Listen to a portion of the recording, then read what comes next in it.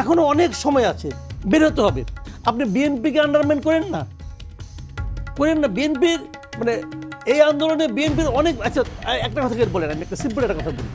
যখন আন্দোলন চলছিল শেখ হাসিনা বারবার বলছিল না এই আন্দোলনে বিএনপি আছে, বলছে তো। বিএনপি কি বলছে? না আমরা নাই।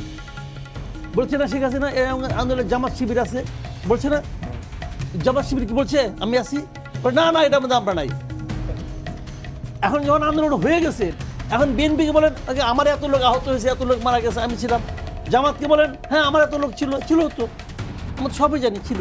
কাজেই এমন একটা আন্দোলন যেখানে নাকি আন্দোলন চলার সময় নিজের পরিচয়টা প্রকাশ করা যায় না, কারণ প্রকাশটা করলে আন্দোলনটা দুর্বল হয়ে যেত। তো সেই আন্দোলনের ক্রেডিট যদি কেউ নিজে যে নামটা বলতে পারছে সে যদি বলে আমিই করছি, 52 বছর তোমরা কিচ্ছু করতে পারো না, আমরা করে দেখাই দিলাম, এইটা আসলে প্রকৃত বাস্তবতা নয়। আর মাঝখান থেকে তাও যদি বলতাম ছাত্র বলতো, এক এনজিও বলে, এক এনজিও উপদেষ্টা বলে 52 বছর কিছু করতে পারেন নাই, আমরা করছি। উনি কি করছেন বলেন তো ভাই আমারে, উনি কি করছেন বলেন? এই আন্দোলন আমি বলি তো, এই উপদেষ্টা মণ্ডলীর 80% ব্যক্তির এই আন্দোলনের সঙ্গে শারীরিক, মানসিক, অর্থনৈতিক, বুদ্ধিভিত্তিক কোনো ইনভলভমেন্ট ছিল না, কোনো ইনভলভমেন্ট ছিল না। ইউনূস সাহেব মনে করছেন ওনাদেরকে নিছেন, এবং ইউনূস সাহেব জীবনের সবচেয়ে বড় ভুলটা এটাই করছেন, এই যে কিছু অযোগ্য লোককে নিয়ে উপদেষ্টা বানাচ্ছেন। ওনার জীবনে এটা হলো সবচেয়ে বড় ভুল। উনি যদি মৃত্যুর আগ মুহূর্তে বসে চিন্তা করেন যে কোন ভুলটার জন্য আমি হাওতাস করবো, সেটা হলো এই ভুল যে উনি একটা অথর্ব ক্যাবিনেট বানাইছিলেন। কারণ ওনাকে মনে রাখতে হতো তার এমন একটা ক্যাবিনেট বানাতে হতো যে ক্যাবিনেটটা হবে নর্মাল পলিটিক্যাল গভর্নমেন্টের চেয়ে অনেক বেশি শার্প, অনেক বেশি ক্যাপাবল, অনেক বেশি এনার্জেটিক। আর এটা যদি বানাইছেন এটা অথর্ব, মানে এরা একটা কাজ করার পর কিছুক্ষণ ঝিমায়। তো এটা যেহেতু হবে না রে ভাই, তো এখন যে কারণে হচ্ছে কি, এখন সমস্যাটা কোথায়, এই মানে গভর্নমেন্ট যদি ভালো করতো না, একটা কথা আছে কিন্তু গ্রামে, সেটা হলো জানেন, সাফল্যের কোনো ব্যাখ্যা লাগে না। মনে করেন আপনি ভাঙাচোর একটা দল পাঠালেন বিদেশে ক্রিকেট খেলতে, এই দল জিতে আসলো, যাওয়ার আগ মুহূর্তে কিন্তু আমরা সবাই মিলে বিশ্লেষণ করছি, এর বোলারটা ভালো হয় নাই, স্পিনার নাই, একটা ফাস্ট বোলার নাই, অথবা উইকেট কিপার ভালো মতো দৌড়াচড়া করে না, বডি ফিটনেস নাই, বলছি যখন জিতে গেছে তখন কিন্তু আর কোনো ব্যাখ্যার দরকার নাই, টিম জিতে গেছে। এই গভর্নমেন্ট যদি ভালোভাবে চলতো, এই 1.5 বছর 2 বছর বিএনপি এই সমস্ত ডায়লগ কেউ পাবলিক খাইতো? কেউ খাইতো না। গভর্নমেন্ট চালাতে পারে না, যে কারণে গভর্নমেন্ট যখন চলছে, যে একটা কথা কিন্তু বলছি গুরুত্বপূর্ণ কথা, আপনি খেয়াল করছেন কিনা, আজকেই দেখলাম ধরি কোনো একটা পত্রিকা যে 70% বৈদেশিক বিনিয়োগ এই দেশে কমে গেছে। কারণ বিদেশিদের যখন আপনি বিনিয়োগ করতে কিন্তু যায় না বিভিন্ন জায়গায়, বলে আবার এখানে বিনিয়োগ করেন, অমুক করেন বলে, তো উনি একজন ইন্টারন্যাশনাল ফিগার বললে সবাই রাজি হয়, হ্যাঁ করবো। গত 6 মাসে কিছু আসছে, একটা আসছে, দেখেন একটা এক্সাম্পল দেখেন আসছে কিনা, আসে নাই। কেন আসে নাই? যারা বিনিয়োগ করবে তারা প্রথমেই জানতে চাইবে যে ওখানে কি কোনো স্টেবল গভর্নমেন্ট আছে, নাই তো। যতক্ষণ পর্যন্ত এখানে একটা ডেমোক্রেটিক গভর্নমেন্ট মানে এস্টাবলিশ না হবে, ততক্ষণ বলতে কেউ বিনিয়োগ করবে না, এইটাই রিয়েলিটি। বিনিয়োগ না করলে আপনি এখন দেখেন মাঝখান থেকে কি হচ্ছে, বিভিন্ন কোম্পানির শ্রমিকদের বেকার হচ্ছে। গত 6 মাসে 1,42,000 শ্রমিক বেকার হয়েছে, এটা আজকে পড়লাম একটা পত্রিকায়। তো কি কারণে বেকার হয়েছে? কারণ এটা হয় স্বাভাবিক, কারণ ম্যাক্সিমাম কোম্পানি তো আওয়ামী লীগ দখল করে বসে আছিল, ওরা তো পড়াইছে, এখন পড়ানোর পরে এগুলি কি হবে? বেকার তো হবেই। এটা নিয়েও সরকার কিন্তু আরেকটা মানে করতেছে, গোয়ার্তমি করতেছে, প্রয়োজন ছিল না। প্রত্যেকটা সমস্ত বড় বড় কোম্পানিগুলিকে সরকার উচিত ছিল একজনকে অ্যাডমিনিস্ট্রেটর বসাই দেওয়া। কোম্পানির যারা কর্মচারী তারা যেন টেরি না পায় আমার মালিক পলাইছে, অ্যাডমিনিস্ট্রেটর বসতো, বসে নিয়ে সেই কোম্পানিটাকে চালাইতো, এবং তারা খুবভাবে খেয়াল করতো তাদের এখান থেকে 1 টাকা বিদেশে পাচার না হয়। এটা করলে একটা সিস্টেম অন্যরকম হয়ে যেত। গভর্নমেন্ট কি করছে? থামাই দিচ্ছে, ব্যাংক অ্যাকাউন্ট বন্ধ করে দিচ্ছে।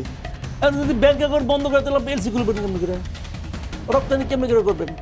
পারবেন না তো। তো এইগুলো জানেন, শোনেন, একটা গ্রামে একটা কথা আছে ভাই, আপনি জিত কইরা, মানে এই গ্রামে খুবই অস্থির কথা বললাম না, জিত কইরা হয় না।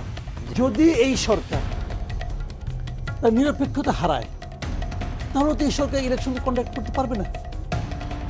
2টা কারণে পারবে না, আমি বলি আপনাকে কি কারণ। 1 নম্বর কারণটা হলো গিয়া যে আমরা তত্ত্বাবধায়ক গভর্নমেন্টের কনসেপ্ট কি মিন করি, কি বুঝি? তত্ত্বাবধায়ক গভর্নমেন্টের কনসেপ্ট হলো যারা নির্বাচনের সময় সরকার পরিচালনা করবেন তারা নির্বাচনে প্রত্যক্ষ অথবা পরোক্ষভাবে অংশ নেবেন না। এটা হলো এই তত্ত্বাবধায়ক গভর্নমেন্টের মূল কনসেপ্ট, তাই না? তো এখন এটা নাম আপনি যাই রাখেন না কেন, অন্তর্বর্তী বলে না যাই বলেন, আমরা কিন্তু এই অর্থেই ভেবে নিচ্ছি যে এরা নির্বাচনটা কন্ডাক্ট করবে, কারণ এরা নির্বাচনে কেউ অংশ নেবেন না। ডক্টর ইউনূস নিজেও বারবার বলেছেন ওনার কোনো নির্বাচনে অংশ নেওয়ার কোনো আকাঙ্ক্ষা নেই। আবার দেখেন পঞ্চদশ সংশোধনী নিয়ে যে হাইকোর্টে যে রায়টা সর্বশেষ যেটা হলো, এটা হওয়ার সঙ্গে সঙ্গে কিন্তু তত্ত্বাবধায়ক সরকার ব্যবস্থা কিন্তু আবার চালু হয়ে গেছে। আপনি তো এর আগে সংবিধান সংশোধন করতে পারতেছেন না, তো গায়ের জোরে করলে তো হবে না ভাই, হবে না তো, এটা পারতেছেন না। তাহলে ইলেকশনটা কিন্তু এই সংবিধানের আলোকেই হবে এখন। সেখানে যে তত্ত্বাবধায়ক গভর্নমেন্টের যে ফরম্যাটটা এখন আছে, সংবিধান যেটা বলতেছে আছে, তো সেই আলোকেও তো একটা নির্দলীয় সরকার থাকতে হবে, যার কেউ ইলেকশন করতে পারবে না। এখন আমাদের যে ক্যাবিনেটটা, সরকারের ডেফিনেশনটা কি? যারা ক্যাবিনেটে আছে তাদেরকে তো আমি সরকারের পার্ট মনে করব। তারা কি ইলেকশনের কথা ভাবছে না, ইলেকশনের আয়োজন করছে না, ইলেকশন করবে বলে এলাকায় জানান দিচ্ছে না? আপনি খবর নিয়ে দেখেন, যান না বাড়ির কাছে আছে কুমিল্লা মুরাদনগর, যান না ওখানে যে দেখেন আসিফ মাহমুদের জন্য ওর বাবা, ওর পরিবারের লোকজন, ওখানে ওনার লোকজন সবাই মিলে মিটিং মিছিল করছে কিনা দেখেন। যে সবাই তো জানে যে এই লোকগুলি ইলেকশন করবে, তো আপনি ইলেকশন কীভাবে করবেন যদি আপনি গভর্নমেন্টে থাকেন? এখন আসিফ মাহমুদ সজীব ভুঁইয়া উনিও সেটা স্ট্যাটাস দিয়েছেন কাউকে, এটা হলো যে যদি কেউ নির্বাচন করে তাহলে উপদেষ্টা পদ থেকে পদত্যাগ করেই করবে, এই তো বলেছে। খুব ভালো কথা। এখন আমি যদি পাল্টা প্রশ্ন করি, কবে পদত্যাগ করবে? যেদিন উনি সাবমিশন করবেন আপনার মনোনয়নপত্র, ওই দিন আপনি এর আগ পর্যন্ত হোমওয়ার্ক করবেন, করে যেদিন আপনি মানে এর আগ পর্যন্ত হাল বাইলেন, যেদিন বীজ বপন করবেন ওই দিনে আপনি প্যান্ট শার্ট খুইলা লুঙ্গি পরে বললেন যে আমি কৃষক। এটা তো হবে না, এটা তো হবে না। যদি আপনাকে আগের থেকে বুঝতে হবে যে আপনি করবেন কি করবেন না। তো এই অবস্থায় মির্জা ফখরুল ইসলাম আলমগীরের বক্তব্যটা আমি মনে করি এটা খুবই বিবেচনায় নেওয়া উচিত এই সরকারের, বিশেষ করে সরকার প্রধানের। এবং আমি এটাও মনে করি সরকার প্রধানের উচিত হবে এসে এই তিনজনকে বলা, তোমরা যদি ইলেকশন করো তাহলে তোমরা রিজাইন করো। তিনজনকে বলা উচিত আমি মনে করি, কারণ ইন দ্য মিন টাইম তাদের কিন্তু ওই অবস্থাটা হারিয়েছেন। দেখেন শাহজিজ আলম কিছুদিন আগে এই নভেম্বরে উনি বলেছিলেন যে এই নাগরিক কমিটি এরা কোনো রাজনৈতিক দল হবে না, রাজনৈতিক শক্তি হবে, এবং দল এবং শক্তির পার্থক্য উনি ডিফাইন করছেন ওখানে। তো গতকালকে আক্তার সাহেব কি বললেন? উনি বলছেন যে ফেব্রুয়ারি থেকে রাজনৈতিক দল হচ্ছে এবং 100 জনের কাছে নামের প্রস্তাব পাইছে। দল তো হচ্ছে, একজন মুখ্য সংগঠক, একজন সদস্য সচিব। তো এই যে যে ভিন্ন কথা, এতে কিন্তু আমার কোনো আপত্তি নাই। আপত্তি নাই কারণে কি, গতকালকে আমি যা বলছি এর মধ্যে আমার কিছু জ্ঞান প্রাপ্তি ঘটতেও পারে, সে কারণে আমার নতুন জ্ঞান থেকে নতুন বক্তব্য আসতেও পারে, সমস্যা নাই। কিন্তু এই কথার মাধ্যমে কি হচ্ছে যে তাহলে একটা পলিটিক্যাল পার্টি হচ্ছে, এবং তাহলে নাগরিক কমিটি আবার সার্ভিস কিন্তু আগে বলেছে যে 27 থেকে 28 যে বয়স যাদের কম তারা হলো ছাত্র বৈষম্যবিরোধী ছাত্র আন্দোলন, আর এরপরের থেকে এরপরেরগুলি হবে নাগরিক কমিটি। আর তারপরে আরেকটা গ্রুপ কি আছে যারা ভাগ্যবান, তারা হবে উপদেষ্টা। তিনজন ভাগ্যবান, তিনজনকে পাওয়া গেছে, তারা উপদেষ্টা হয়েছে। তো আলটিমেটলি সবাই তো সবাই তো এক ঘরের বাসিন্দারা, সবাই নীতিগতভাবে আলোচনা, এবং এরা যে দাবিগুলি করে ওই দাবিটা ওখানে রিফ্লেক্ট হয়, ওখানে ইকো হয়, আমরা দেখছি। তো কোনো সমস্যা তো নাই, এটা আমার কিন্তু কোনো আপত্তি নাই। বাট এই যে মাঝখানে হঠাৎ করে দেখলাম আসিফ একদিন বলতেছে যে আমি এখন আর বৈষম্যবিরোধী ছাত্রতে নাই, এটা আমার কাছে মনে হয়েছে ওর এই যাবৎ সবচেয়ে দুর্বল একটা বক্তব্য। নাই কেন বাবা?